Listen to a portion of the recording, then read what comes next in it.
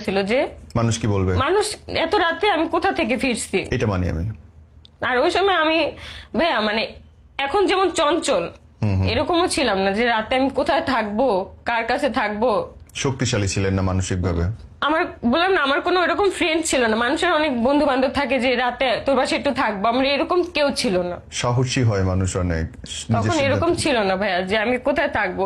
মূলত এই ব্যাপারটার জন্যই লাস্টে বাচ্চাটা নেওয়ার সময় আমি ভাবছি কি যে হয়তো আল্লাহ এরপরে সবকিছু ঠিক করে দিবে, যে বাবুটা হলে হাজবেন্ড ওয়াইফের মধ্যে অবশ্যই ভালোবাসা বাড়ে। কি ঠিক করবে?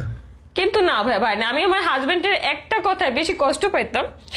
সেটা হচ্ছে আমি যখন ওকে বলতাম যে তুমি তো আমাকে ওয়াইফ হিসাবে যে যতটুকু আর কি একটা ওয়াইফকে ভালোবাসার কথা, জি। সেটাও বাসো না। তুমি তো সারাদিনে একবার এসে আমার খোঁজ নিতে পারো। প্রেগনেন্ট অবস্থায় খোঁজ নিত না? না, আচ্ছা। খোঁজ নিতে পারো যে আমি খাইছি নাকি আমি ঘুমাইছি, আমার শরীর ঠিক আছে কিনা। প্রেগনেন্ট অবস্থা, প্রেগনেন্টের আগেও। তো তখন বলতে কি তুমি তো দায়িত্ব নিতে পারো না। তুমি হচ্ছে আমাদের এই পেজের জন্য একটা ব্লগ, ইউটিউবের জন্য একটা ব্লগ, প্রতিদিন 32টা করে রিলস, তুমি যদি এই দায়িত্বগুলো মেনটেন করতে পারো তখন দেখবা যে তোমার জন্য আমার ভেতর থেকে কি ভালো